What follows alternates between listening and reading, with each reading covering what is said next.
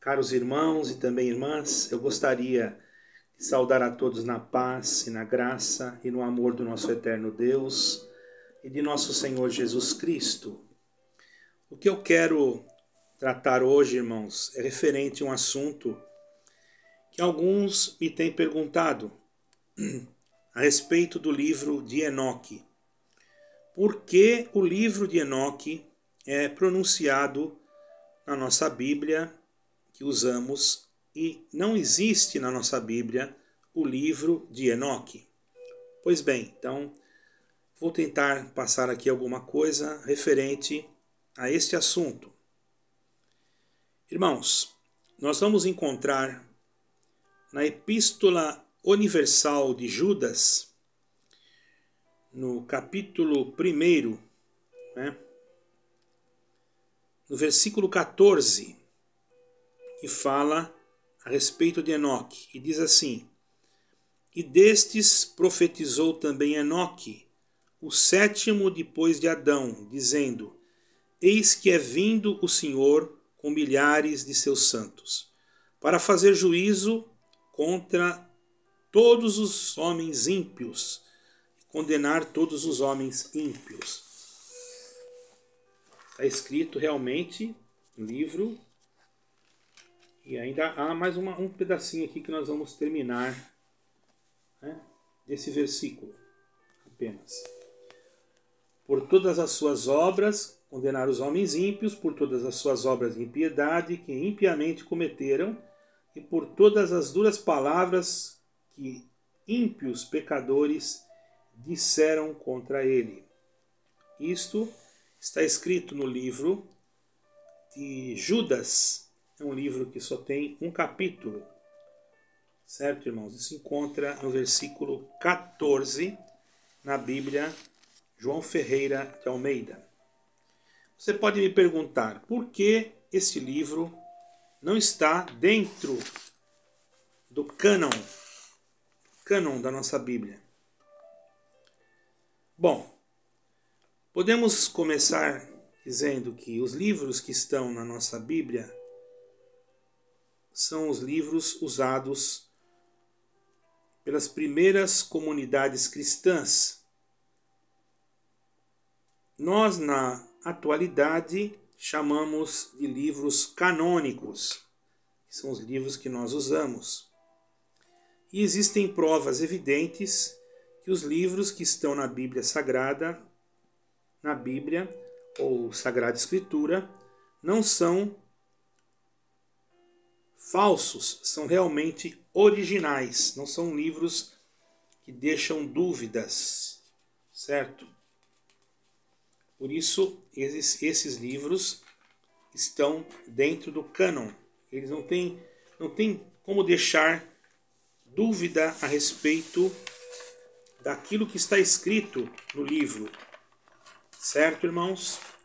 São livros que realmente temos provas arqueológicas, escriturais, a respeito dos livros da Sagrada Escritura. Então, o que dizer do livro de Enoque? Pois bem, o livro de Enoque, irmãos, ele está nos livros que não são canônicos, que são chamados de livros apócrifos. Você pode me dizer por que então não foi colocado o livro de Enoque dentro das Escrituras, se há um versículo que fala a respeito dele? E eu vou lhe dar a resposta. Não é porque há um versículo que fala a respeito do livro que o livro totalmente deveria ser colocado dentro do cânon. Por que motivo? Porque é um livro que, em algumas partes, ele pode ser contestado, havendo dúvidas. E havendo dúvidas, logicamente, que os tradutores, os copistas, acharam melhor que ficassem fora, mesmo porque existiram outros homens que eram chamados na época de Enoque. E por esse motivo, então, o livro de Enoque, inclusive eu tenho o livro de Enoque, existem coisas que nós podemos aproveitar sim, porém não coube diante da guia de Deus para nós ser colocado dentro das Sagradas Escrituras, não desmerecendo o que está escrito no livro de Enoque. Porém, todos os livros que estão escritos no Velho Testamento geralmente teriam que ser escritos na língua aramaica ou na língua hebraica. E alguns livros foram encontrados, livros do Velho Testamento, foram encontrados em grego. Como deveria ser, então, encontrado em grego, se o autor do livro era hebreu ou era judeu? Isso deixaria uma dúvida, uma margem para que alguém pudesse dizer, olha, esse livro não tem uma originalidade. Por esse motivo, então, o livro de Enoque ficou fora do cânon. Não estou dizendo que o que está escrito nele não seja real, porém não posso afirmar com certeza que todos os capítulos que estão nele sejam realmente Enoque que pronunciou. Aqui Judas, como tinha conhecimento, ou já havia ouvido, ou já havia lido, ele relatou a respeito de Enoque. Certo, irmãos? Mas a palavra de Deus, ela é um mistério também. Nós temos que entender que existem coisas que não é o momento de ser revelado ao homem. Por isso que Deus apenas permitiu que ficassem esses livros, porque existem outros manuscritos que estão fora do cânon da nossa Bíblia, da nossa Escritura. Isso não tira a autenticidade da Escritura Sagrada, ok? E nós podemos dizer que ela, sim, a Bíblia Sagrada, a Escritura Sagrada, sim, é totalmente um livro de revelação. Como o irmão pode explicar isso? É simples, irmãos. Se nós formos olhar em Lucas 1, versículo 6, nós vamos ver que Lucas escreveu pela inspiração de Deus. Porque Lucas não estava quando Zacarias e Isabel, que foi a mãe de João Batista, Lucas não estava lá quando o anjo falou com Zacarias lá dentro do tabernáculo do Santo dos Santos, que ele ia ter um filho. E também Lucas não estava lá, e tampouco ele não foi testemunha ocular. Como ele escreveu esse livro, então nós podemos entender que ele foi guiado por Deus. E outra coisa, como ele pôde dizer que Zacarias e Isabel eram justos diante de Deus? Lucas 1, versículo 6. Presta atenção. Como é que ele sabia que Zacarias e Isabel eram justos? Ele sabia através da revelação de Deus. Isso prova que a Bíblia ela não foi escrita através da mente humana. Logicamente que houve copistas que tiveram que copiar aquilo que foi escrito na língua, nas letras hebraicas, ou até mesmo em outros idiomas. Logicamente que os primeiros relatos da Bíblia Sagrada, no sentido desde do Torá até os outros livros, que são livros que contam as histórias que estão dentro das Sagradas Escrituras, a maioria são todos livros escritos na língua da época, a maioria em hebraico, talvez algum em aramaico, que era a língua usada. Maiormente usava-se o hebraico, mas também se usava em alguns lugares o aramaico. E era necessária uma tradução. E é logicamente que dentro da tradução poderia haver alguma variável, alguma outra forma de explicação, mas porém dizendo a mesma coisa, certo, irmãos? Como que Lucas sabia, irmãos, a respeito da angústia do Senhor Jesus Cristo? Vamos lá, vamos observar no capítulo, creio que seja 22 de Lucas, 40 e 43.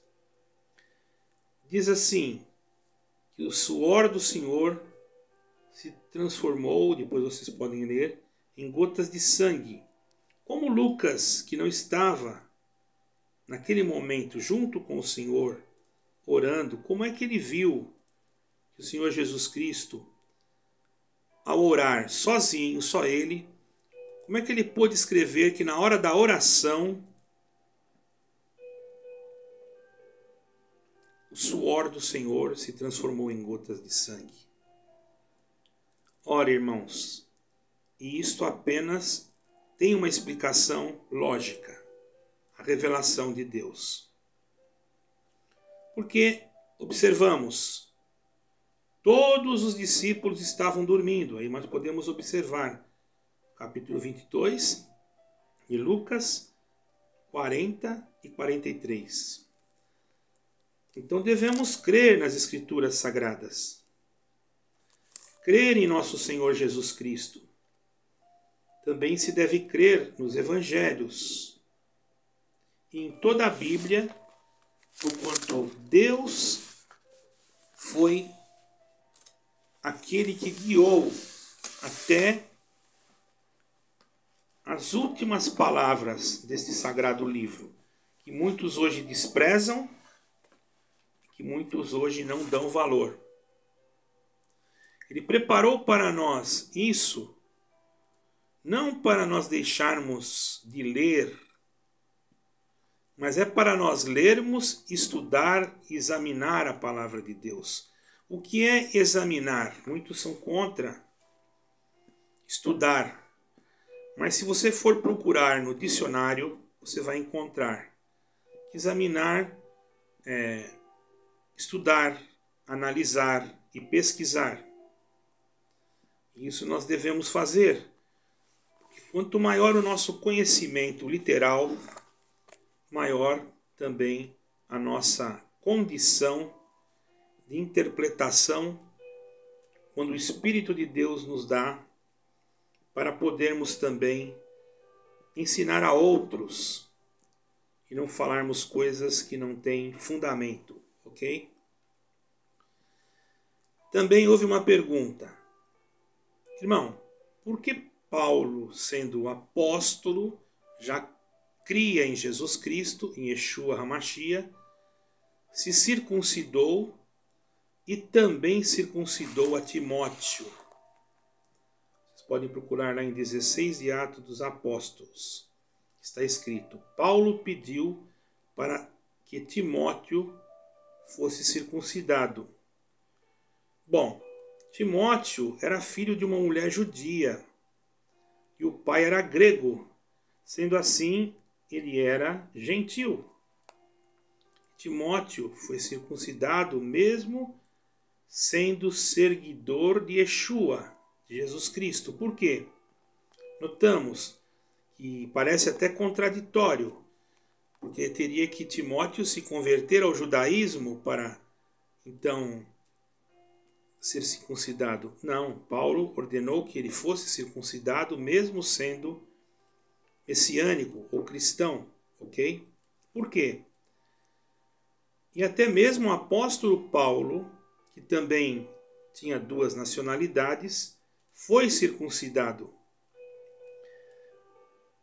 Mas o próprio apóstolo Paulo pregava que, sendo de Cristo, não era necessária a circuncisão. Podemos ler isso em Gálatas, capítulo 2, versículo 3. Por que encontramos então Paulo falando da circuncisão, que não era necessário?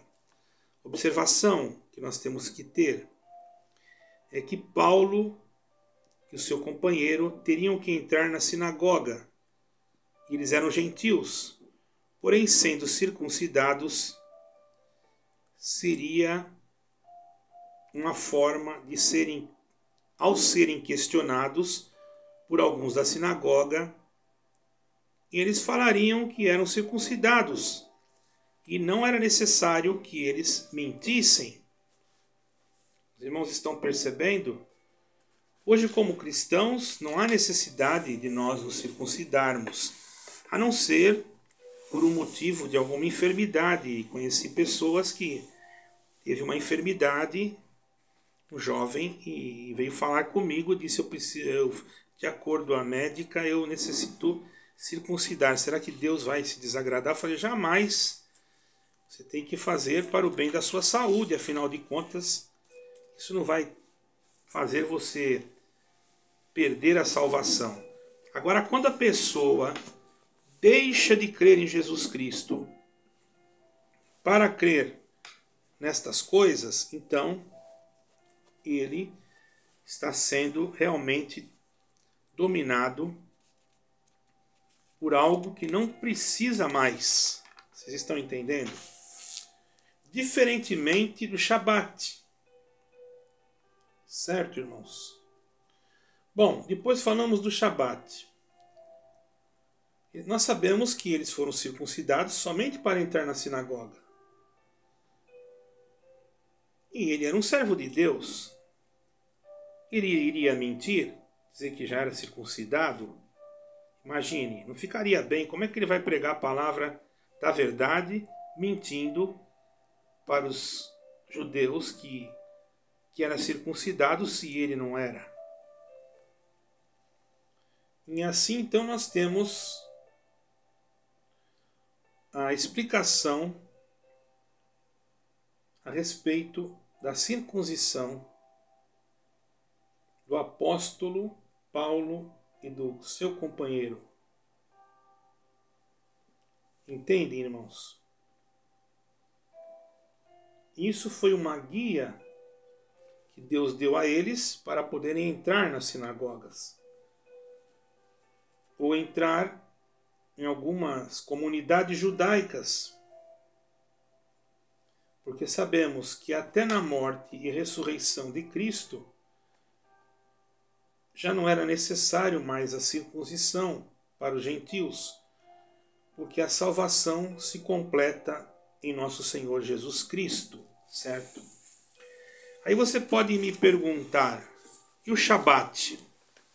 Bom, irmãos, há uma explicação clara a respeito do Shabat, muito clara.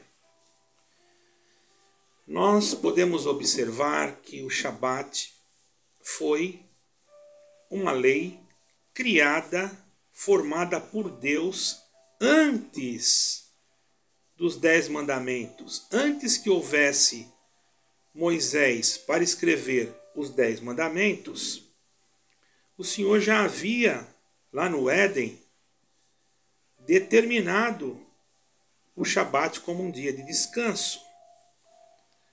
E muitos se baseiam que, onde está escrito que o Senhor Jesus é o Senhor do sábado, então eu não preciso mais lembrar do sábado. Irmãos, convenhamos, se nós observarmos as Sagradas Escrituras, nós podemos ver que o Senhor Jesus, Ele mesmo, fez uma pergunta a um daqueles que foi ao seu encontro quando ele estava ali junto com seus discípulos e perguntou para ele: Mestre, o que farei para herdar a vida eterna. Preste bem atenção, eu já vou dizer o capítulo. Um mancebo chegou até ele, ao Senhor Jesus, e disse: Mestre, o que farei para herdar? Quero deixar bem claro, falar devagar para vocês entenderem. A vida eterna. Porque nós temos que ter esse compromisso. Nós não estamos aqui, irmãos, para perder o nosso tempo. Por isso nós temos compromisso com a verdade, compromisso com a palavra de Deus. Se nós olharmos o livro de Lucas também, ou de Mateus, certo, irmãos? Vamos olhar aqui no livro de Lucas. Vamos ver o que diz o livro de Lucas. No capítulo 10. Capítulo 10 do livro de Lucas. Vamos ver o que está escrito. Glória ao nome santo do Senhor. Vamos observar aqui. Capítulo 10. The Bluetooth device is ready to pair. Os irmãos perdoem aí que houve um probleminha aqui, mas isso não vai atrapalhar a nossa meditação. Capítulo 10, no versículo... Deixa eu abrir a Bíblia aqui, irmãos. Lucas 10. Isso me vem em frente agora para que os irmãos compreendam melhor a este respeito do Shabat. Lucas 10, versículo 25 a 37. Lucas 10, versículo 25 a 37. Lucas 10, versículo 25. Perdoe, irmãos. Lucas 10, versículo 25 a 37. É isso mesmo. Bom, vamos lá. Mas nós não vamos ler tudo porque nós só queremos... Eis que se levantou um certo doutor da lei e dizendo: Mestre, que farei para herdar a vida eterna? E ele lhe disse: O que está escrito na lei? Presta atenção. O que está escrito na lei? Aqui o Senhor Jesus, sabendo que ele iria morrer na cruz, ele poderia evitar falar da lei. Ele disse: O que está escrito na lei, como lês? E respondendo ele, disse: Amarás o Senhor teu Deus de todo o teu coração, de toda a tua alma, de todas as tuas forças, de todo o teu entendimento, teu próximo como a ti mesmo. Enfim, o Senhor pediu com que ele falasse a lei, certo, irmãos? Se nós olharmos num outro capítulo, ok? Vamos procurar um outro capítulo. Os irmãos observam que o Senhor mandou também no Mateus capítulo 19, livro de Mateus capítulo 19, também um outro assunto referente à mesma situação ou à mesma pergunta que foi feita ao Senhor. Os irmãos observem que essa pergunta ela foi feita também por um mancebo, por um jovem. O livro de Mateus, capítulo 19, versículo 16 e 30. Fala do mancebo rico. Já é um outro assunto, porém, podemos aqui tirar uma outra conclusão. Preste atenção. E eis que, aproximando-se dele, o mancebo disse-lhe, isso aqui já é um outro assunto: Bom mestre, que farei para conseguir a vida eterna? E ele disse-lhe: Por que me chamas bom? Não há bom senão um só, que é Deus. Se queres, porém, entrar na vida eterna, guarda os mandamentos. Guarda os mandamentos. Quem mandou guardar os mandamentos aqui? Foi o Senhor Jesus Cristo. E ele perguntou para ele. E ele respondeu: se queres, porém, entrar na vida eterna, estou repetindo, guarda os mandamentos. E disse ele: quais? E Jesus disse: não matarás, não cometerás adultério, não furtarás, não dirás falso testemunho, honra o teu pai e tua mãe, teu próximo como a ti mesmo. E podemos entender que o Senhor Jesus parou ali? Não, ele deve ter falado todos os mandamentos, porque não eram só 4, eram 10. Nós podemos observar claramente que os mandamentos não eram só aqueles. Um dos mandamentos dizia: lembra-te do dia de sábado para o santificar. Então vamos ver aonde está e qual é esse mandamento, ok? Irmãos, prestem atenção. Isso é muito importante, irmãos, para que vocês possam entender como deve se guardar os mandamentos. Não é que nós somos salvos pela lei. O Senhor Jesus disse que nós somos salvos pela graça. Pela graça sois salvos por meio da fé.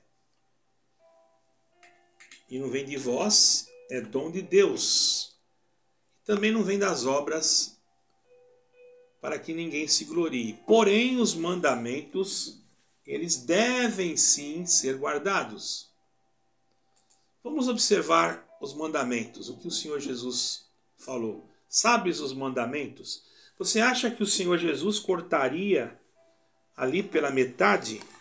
De forma alguma. O que ele fez? Ele perguntou. E naquele momento, aquele moço começou a dizer que deveria amar a Deus sobre todas as coisas, e também isso também estava incluído em não adorar imagens esculpidas e não curvar diante delas, certo? Tudo estava envolvido nesse mandamento. E falava também sobre os mandamentos da misericórdia, que não era para tomar o nome de Deus em vão. Infelizmente hoje muitos tomam o nome de Deus em vão. E dizia também: guarda o dia de sábado para o santificar, como te ordenou o Senhor teu Deus. Honra o teu pai e tua mãe, como o Senhor teu Deus ordenou, para que se prolongue os seus dias na face da terra. Os irmãos observaram que aqui fala também: guarda o dia de sábado para o santificar. Então, irmãos, você pode dizer: irmão, é adventista? Não, não sou adventista. Mas o mandamento está dizendo que é para guardar o dia de sábado. Mas isso não está escrito no Novo Testamento? Como não está? O próprio Senhor Jesus falou: sabes os mandamentos? Agora eu vou mostrar para vocês que também em Apocalipse fala dos mandamentos. Em Apocalipse, se nós observarmos, é porque, irmãos, muitas das vezes as pessoas que leem a Bíblia, leem como se fosse um livro. E não é assim. Nós temos que ler a Bíblia com coração, com comunhão. Aqueles que guardam os mandamentos do Senhor, esses terão direito de entrar na cidade pelas portas. Está escrito. E nós vamos provar para os irmãos isso agora. Certo, irmãos? Vou provar isso para vocês agora. Eu estou apenas aqui procurando o texto. Então, os irmãos, eu falo bastante lentamente para que vocês possam entender. Vocês podem dizer: mas eu tenho uma outra Bíblia que diz de outra forma. Tudo bem. Isso você pode ter Bíblia de qualquer forma que você tiver, mas os mandamentos, eles permanecem. Eles não mudam. Ok? Você tem que entender, irmão. Aqueles que guardam os mandamentos do Senhor, tem que entender que a palavra de Deus não volta atrás vazia. Ela permanece. A palavra de Deus permanece para sempre, irmãos. Ela não é uma palavra que você pode dizer assim, não. A palavra de Deus era naquele tempo e hoje não é mais. Não, ela continua sendo a mesma palavra. Aqueles que guardam os meus mandamentos terão direito da árvore da vida. Está escrito. Certo, irmãos? Vocês vão ver agora, eu vou abrir aqui numa Bíblia. Vamos procurar aqui. Apocalipse. Apocalipse, os irmãos já podem pegar aí as suas Bíblias. Certo? Em Apocalipse. Capítulo... Vamos ver aqui. Um momentinho, irmãos. Estou procurando, viu? Às vezes eu demoro um pouquinho porque eu não tinha assim nada preparado e resolvi falar sobre este assunto. E vamos entrar nesse assunto. É um assunto um pouco delicado. Vamos em Apocalipse 22. Apocalipse 22. Os irmãos, por favor, procurem aí. Tem várias versões. Eu vou ler aqui na versão... Vamos ver aqui. Fala a respeito do sangue, não é? Agora vamos ler aqui na versão original. Certo, irmãos? Diz assim, Apocalipse 22, 14. Bem-aventurados aqueles que guardam os seus mandamentos, para que tenham direito à árvore da vida e possam entrar na cidade pelas portas. Apocalipse 22, versículo 14. Certo, irmãos? Os irmãos entenderam? Apocalipse 22, versículo 14. Presta bem atenção. Eu vou repetir de novo. A versão internacional ela é um pouquinho diferente, porém a versão original, certo? Que eu estou dizendo, a versão original, na tradução original, diz: bem-aventurado os que guardam os seus mandamentos, e depois ainda tem: e que lavaram os seus vestidos no sangue do Cordeiro, terão direito de entrar na cidade, terão direito à árvore da vida e poderão entrar na cidade pelas portas. Então, se fala em guardar os mandamentos, não quer dizer, irmãos, que você vai guardar as leis cerimoniais. Mas o Shabat não é uma lei cerimonial, o Shabat é uma lei moral. Logicamente que nós estamos no Ocidente e nós não temos como guardar o Shabat da forma que está escrito na Torá. Então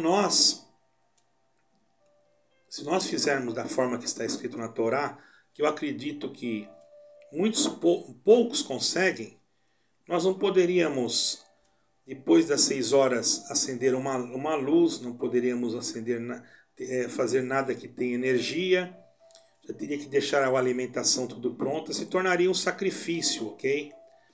Por isso que veio o Senhor Jesus e falou: eu sou o Senhor do sábado. O que ele fez? Ele tirou o peso, esse peso de nós. Então hoje, o que você faz? Você faz um agradecimento a Deus, uma cerimonial na sua casa, com a sua família. Eu geralmente costumo fazer depois das 6 horas da tarde, conforme eu sinto, ou se acontecer alguma coisa que eu não possa, logicamente, Deus sabe. Deus não vai me condenar por isso. E também, é claro que quem vai me salvar é Jesus Cristo. Mas para que eu possa estar mais próximo tentar me aproximar mais de Deus, não é que eu sou melhor, mas tentar me aproximar mais, eu devo considerar o Shabat, porque é um mandamento. E aqui diz, bem-aventurado aqueles que guardam os seus mandamentos. Os mandamentos de Deus não são pesados. Aí você vai me dizer, irmão, mas como é que eu vou guardar esse dia se eu tenho que trabalhar no Shabat, no sábado? Você acha que Deus não sabe que você tem que trabalhar no Shabat? Por isso que o Senhor disse que Ele é o Senhor do sábado. Você não tendo outra opção, você vai trabalhar. Você acha que Deus vai te condenar? De forma alguma. Você sabe por quê que o Senhor Jesus, ao curar aquele cego, que o Senhor Jesus cuspiu no chão e fez lodo? Eu vou lhe explicar. Aquele dia era sábado e o Senhor Jesus cuspiu no chão e fez lodo. Aquele movimento de fazer lodo significava o quê? Que ele estava trabalhando, ele estava fazendo lodo. Fazendo barro, lodo na sua mão. E untou os olhos do cego com aquela lama, com aquele lodo. E disse para o cego, agora vai e lava-te no tanque. E ele foi, se lavou no tanque, correto? Vejamos que quando ele fez isso, glória ao nome santo do Senhor,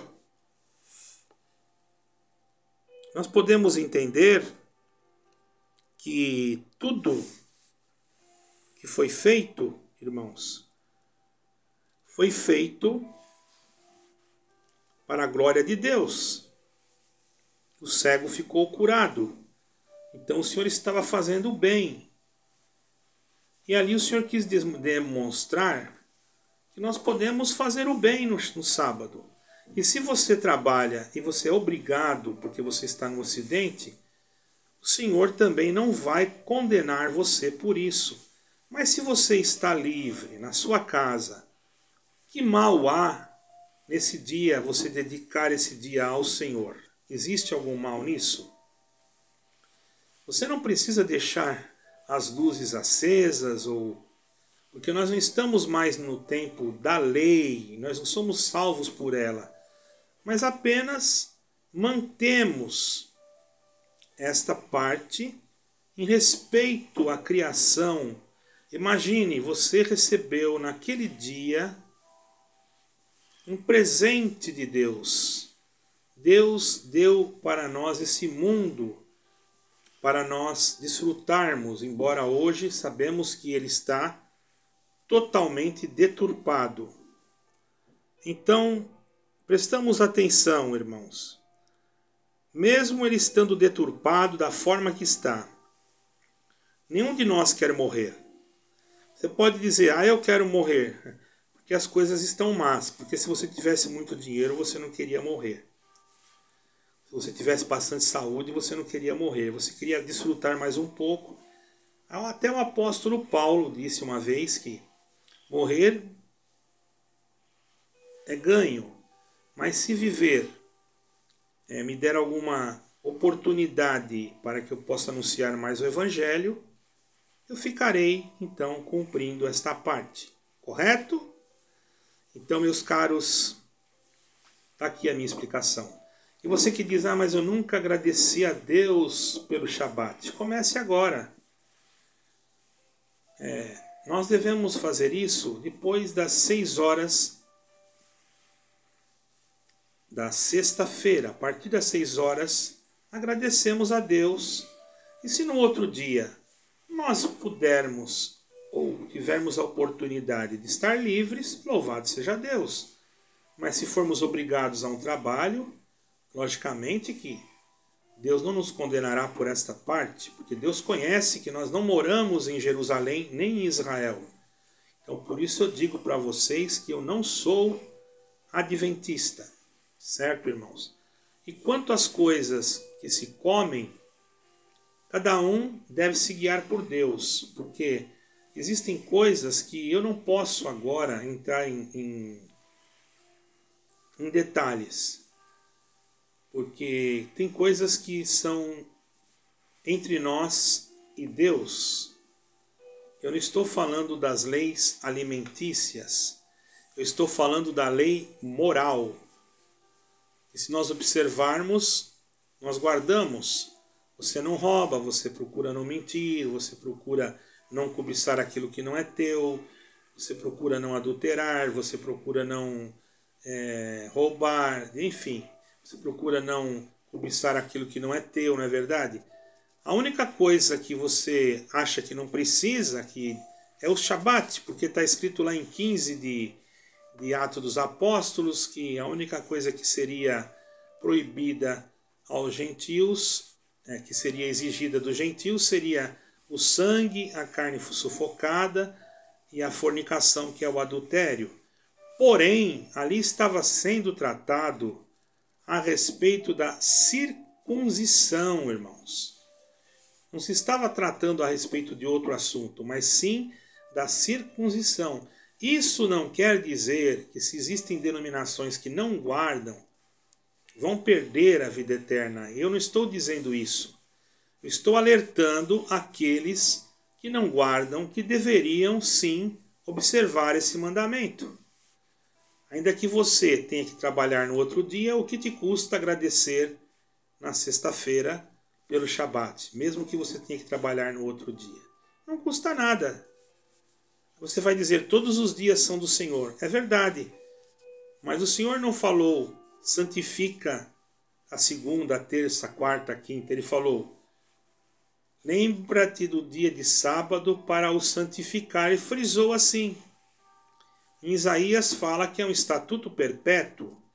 Como poderia então o filho vir e anular o mandamento do Pai? Então eu quero deixar claro aqui para vocês que isso não é uma doutrina para a salvação da tua alma, porém é uma doutrina que deve sim ser observada. Por que eu não digo salvação? Porque a salvação está em Jesus Cristo. Não tem outro que dá salvação. E logicamente tem pessoas que não entenderam e não vão entender essa parte. Mas aqueles que entenderam, e a Deus deu a eles a luz do entendimento e da compreensão, podem ter certeza, como eu escutei uma pessoa muito inteligente falando, e muito espiritual. Aquele que guarda vai receber a benção daquele dia. Então tenhamos, irmãos, isso em mente, não vai nos fazer mal algum. Agora, nós não devemos achar que somos melhores porque fazemos isso. E aquela denominação não faz. Não há problema. Se for para eles fazerem, com certeza chegará um momento que eles vão fazer. Eu mesmo conheço vários irmãos da Assembleia de Deus e de outras igrejas que particularmente fazem da forma que eu estou falando, certo? Eu quero ficar por aqui para que o vídeo não se prolongue. Acredito que todos entenderam.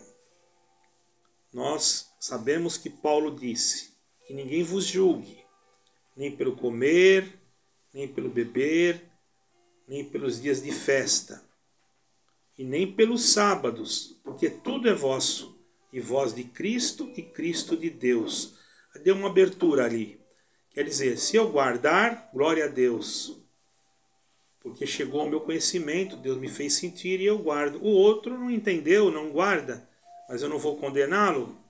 Mas se ele entender, então a consciência que faz com que o homem compreenda a sua situação espiritual e dentro desta convicção de entender, de ter entendimento, eu estou convicto que realmente eu preciso agradecer o que está escrito. Aí então, se você não faz, é a mesma coisa. Paulo disse, ide ao açougue, comprai de tudo, sem nada perguntar. Por quê? Poderia ter alguma coisa sufocada. E se você pergunta, e a pessoa te fala, a tua consciência já gera em você o pecado. A idolatria, ela nasce dentro da tua própria consciência. Por quê? Se você entrar dentro de um lugar onde tem idolatria, eu já entrei. Mas aquilo para mim não era nada. Não me senti idólatra por entrar naquele lugar. Muito pelo contrário, eu fiquei em paz.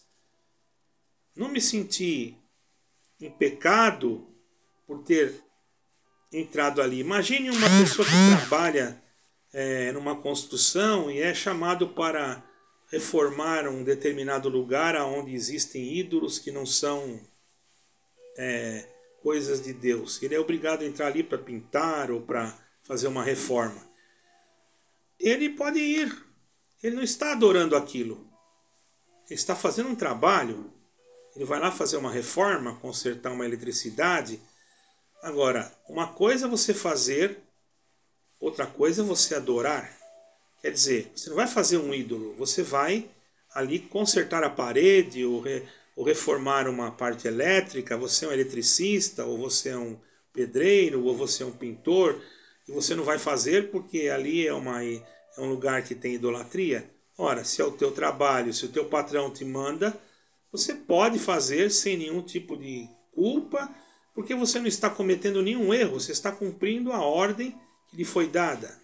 E sabendo que aquele lugar para você apenas é um lugar como qualquer outro, porque você não deve devoção a nada daquilo que está ali. Aquilo para você não é nada, não significa nada. É como se fosse um tijolo. Você está entendendo?